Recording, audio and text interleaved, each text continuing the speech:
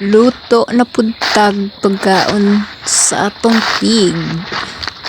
Kidagko naman sila, pwede na nato pakaunon og vegetable.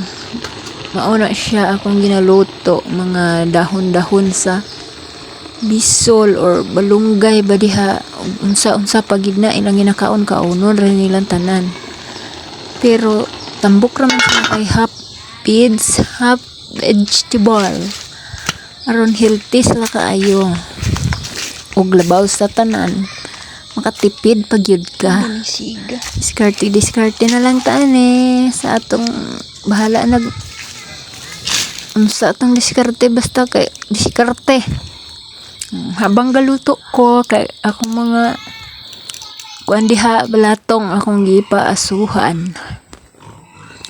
Kay nagbulak-bulak na ug apil na siya ang lubi o kay mao na siya akong ginahimo sa lubi aron daghag bunga. Kanang mga magtagak-tagak na siya nga di man ilaga mo kaon ana, kanang mga murag bakukang.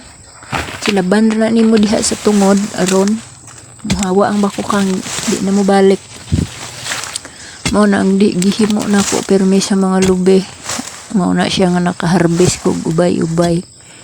Unya human tanom na sad aning bisol nga gidala ni daddy. Kay mao na siya ang maintenance balang araw gihapon sa akong mga pig. Gidalaan ko ni daddy so ako na nang itanim. Sa unsa lang good atong maobra, at least natay gihimo nga obra. Dili ta nga kuan, dili ta masiro. Kuan na siyang ipang lubong-lubong bisag asa lang good.